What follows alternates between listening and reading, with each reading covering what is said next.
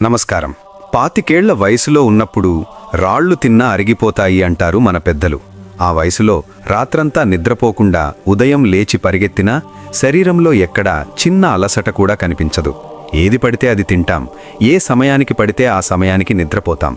కానీ వయసు మెల్లగా 40 పదులు దాటుతున్న కొద్దీ మనకు తెలియకుండానే మన శరీరంలో ఒక పెద్ద మార్పు మొదలవుతుంది.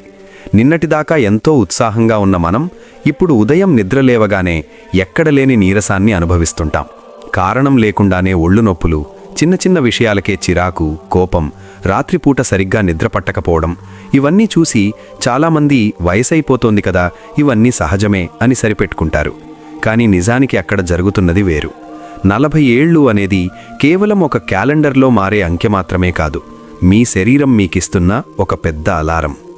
మన ఇంట్లో ఉన్న ఒక బైక్ లేదా కారును 10 ఏళ్లు వాడిన తర్వాత దానికి సర్వీసింగ్ ఎంత అవసరమో, దానికి వేసే ఇంజిన్ ఆయిల్ విషయంలో ఎంత జాగ్రత్తగా ఉంటామో, మరి పుట్టినప్పటి నుంచి 24 గంటలు విశ్రాంతి లేకుండా పనిచేస్తున్న మన శరీరానికి ఇంకెంత శ్రద్ధ అవసరం? ఒక్కసారి ఆలోచించండి.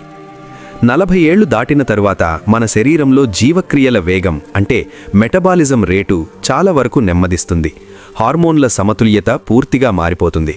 మహిళల్లో మెనోపాజ్ దశకు చేరుకుంటున్న కొద్దీ ఎన్నో శారీరక, మానసిక మార్పులొస్తే పురుషుల్లో టెస్టోస్టెరాన్ హార్మోన్ స్థాయిలు క్రమంగా పడిపోతాయి.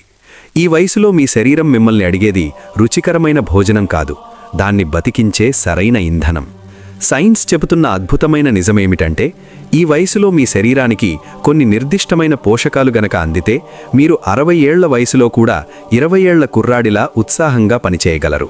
లేదంటే మాత్రం 45 ఏళ్లకే వృద్ధాప్య ఛాయలు మిమ్మల్ని కమ్మేస్తాయి. ఆ పోషకాలలో ప్రధానంగా మనం మాట్లాడుకోవాల్సినవి 3 ముఖ్యమైన విటమిన్లు.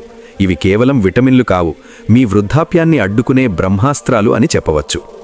వీటిలో మొట్టమొదటిది మనందరికీ పరిచయం ఉన్నదే, కానీ మనందరం అత్యంత దారుణంగా నిర్లక్ష్యం చేసేది, అదే విటమిన్ డి. దీని గురించి వినగానే అందరికీ ఎముకల బలం గుర్తుకొస్తుంది. నిజమే, 40 ఏళ్లు దాటిన తర్వాత స్త్రీ పురుషులు ఇద్దరిలోనో బోన్ డెన్సిటీ అంటే ఎముకల సాంద్రత చాలా వేగంగా తగ్గిపోవడం మొదలవుతుంది. ఎముకలు లోపల గుల్లబారిపోతాయి.